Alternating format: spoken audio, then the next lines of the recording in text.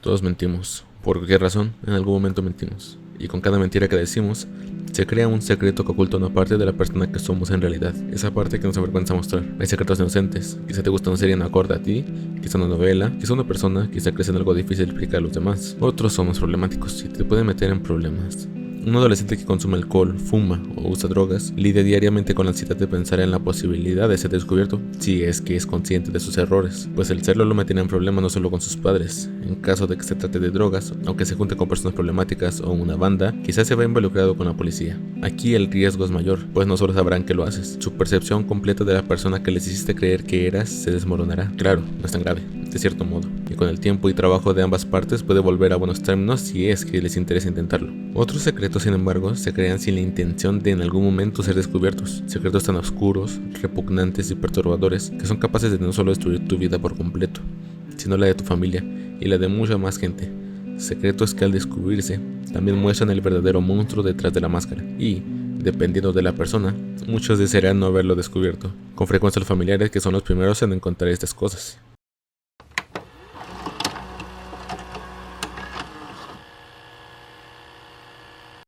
El 1 de marzo de 2021, Warren Barnes, adulto de mayor de 69 años de Grand Junction, Colorado, fue reportado como desaparecido. No se le veía desde el 27 de febrero.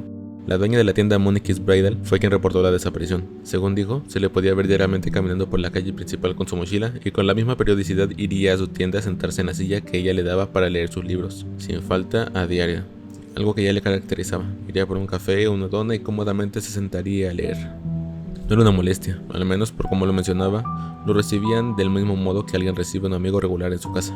Descrito como alguien inteligente y trabajador, algo importante a mencionar, parecía haber escogido la vida que llevaba. No era un vagabundo tal cual. No iba de lugar en lugar para conseguir un techo y monedas para sobrevivir el día.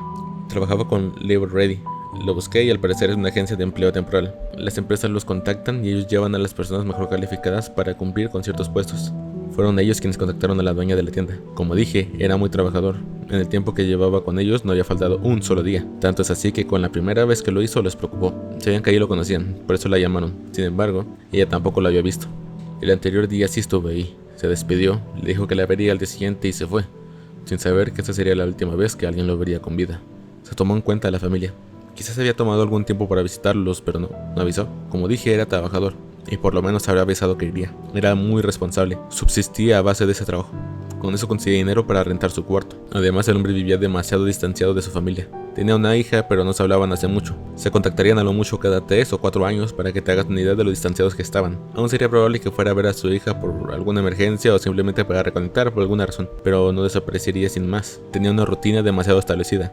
Entre la gente de la tienda y la del trabajo, al menos alguien se enteraría de su partida, pero no fue así. Por eso Monique comenzó a buscarlo.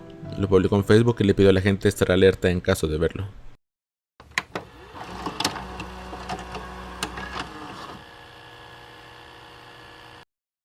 El 28 de febrero en el río Colorado ocurría un extraño accidente. Un chico de 19 años, Brian Cowie Jr., se sumergió junto con su auto en el medio de la noche en el río. Aunque suene serio, el ambiente ahí era más relajado de lo que esperarías. Lógicamente llamó a sus padres y estos después a la policía para que les ayudaran. Brian no chocó. Él explicó que estacionó de espaldas al río y al intentar salir de ahí perdió tracción en las ruedas traseras. Intentó algo poniéndolo de reversa, aunque no terminé de entender. Quizá quiso retroceder un poco y recuperar tracción, quién sabe. De alguna forma terminó sumergido junto con la mitad de su auto. Los policías querían saber si es que fue un accidente o si había alguien más involucrado, pues cuando llegaron, Brian ya estaba en la camioneta de sus padres. Lo interrogaron y les dijo lo que ya mencioné. Al ver que fue solo un accidente sin involucrar un choque, no lo retuvieron y dejaron que lo llevaran a su casa para calentarse y ponerse pantalones al mojarse y estar en medio de la noche se los quitó. Mientras los padres se iban, los policías trajeron una grúa para intentar sacar el auto, pero a mitad del camino lograron ver algo extraño en el parachoques de la parte de atrás, algo rojo que goteaba desde el maletero hasta la parte de la placa. Como solo él estaba en la escena, pensaron que era su sangre. No estaban seguros de que lo fuera, pero lo parecía. Así que lo llamaron para confirmar que no se había lastimado al salir del coche. Brian dijo que no y se extrañó, aunque más los policías que ya encontraban todo muy raro. Sacaron el vehículo y les pidieron permiso a los padres de Brian para revisar el maletero, a lo cual no tuvieron ningún problema. Sin embargo, Brian lo había cerrado antes de irse, por lo que no pudieron acceder a él. Sin más que revisar, les entregaron el auto. Al día siguiente, el padre de Brian intentaba sacar el agua del auto para que su hijo pudiera volver a usarlo para el trabajo. Drenó lo que pudo con la aspiradora y empezó a limpiarlo. Mientras lo hacía, abrió el maletero lleno de agua y adentro encontró un cuchillo bastante grande. El señor se extrañó y empezó a buscarle una explicación, por lo que siguió buscando. Bajo el asiento del copiloto descubrió algo más, una cartera. Intentó abrirla, pero estaba muy dura para poder hacerlo. Como pudo, sacó tarjetas en donde encontró una identificación y una tarjeta con el número y logo de Live Ready. El señor conoció a la compañía y llamó con la esperanza de encontrar al dueño. Le contestan y les pregunta sobre el dueño, Warren Barnes. Esos lo reconocen y le dicen que no había ido a trabajar ese día. El señor se preocupa porque ahora sabe que la tarjeta es de alguien desaparecido, así que les da su información para que le contacten en caso de que apareciera. Después de esto llamó a su hijo y lo cuestionó sobre la cartera por no haberlo mencionado la noche anterior. El hijo se defendió, dijo que estaba alterado por todo lo que estaba pasando y no lo vio como algo importante. Dijo haberlo encontrado en el río donde fue la noche del accidente y que el único Warren que conocía era su amigo de la escuela, el cual claramente no era el dueño de la cartera. Su padre le creyó, lo dejó estar, dejó el auto a secar y se puso a hacer otras cosas en la casa. Poco después su esposa lo llamó. Deja todo y ven ahora mismo.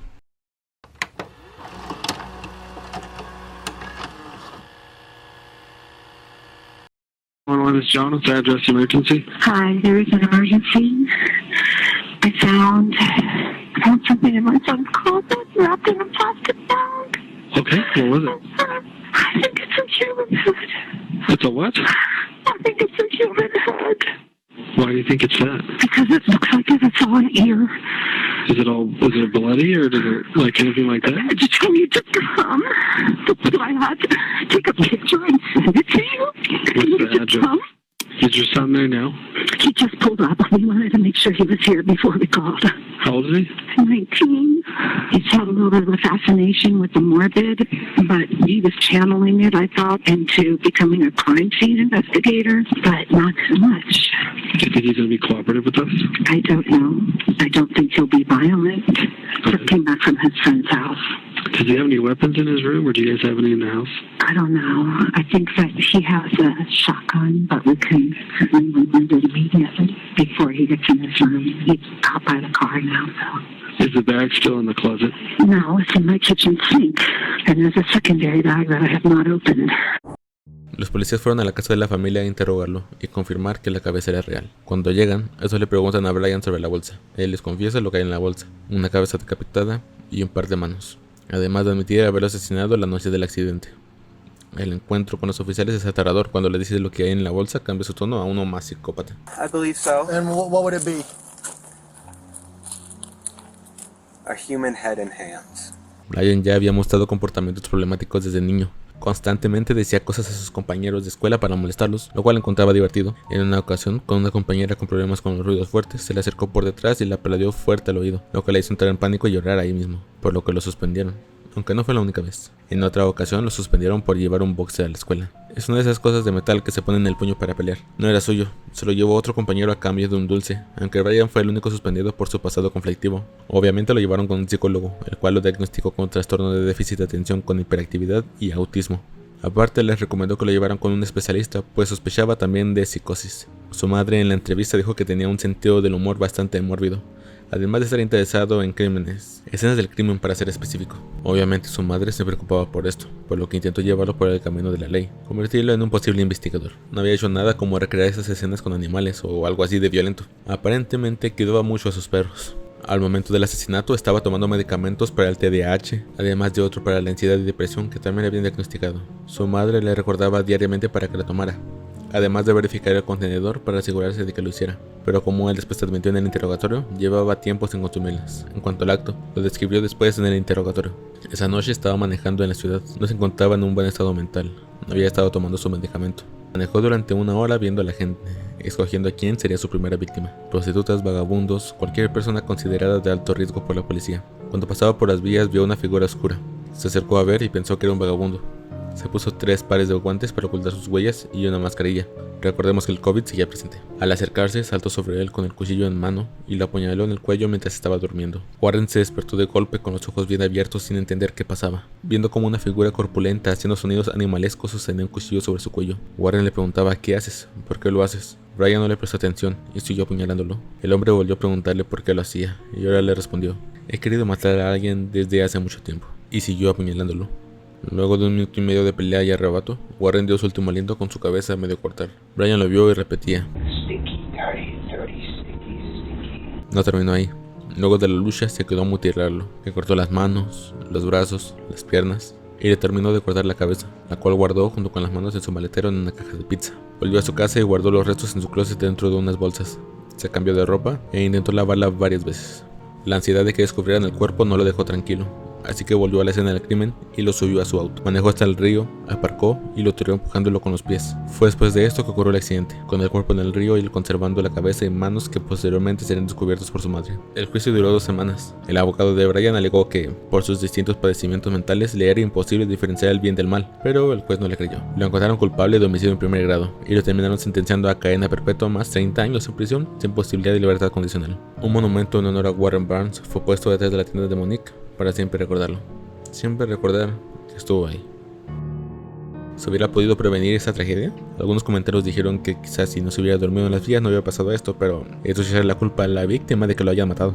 No se puede prevenir eso, normalmente. Aunque en este caso es probable que sí se hubiera podido detener, porque los padres de Brian durante la entrevista confesaron que encontraron un paquete con cosas muy extrañas en él, cuchillos, hachas, cosas que le interesarían a un asesino. Lo amenazaron con llamar a la policía, pero este de alguna forma los convenció para no hacerlo. Si hubieran llamado a la policía, ¿lo habrían detenido?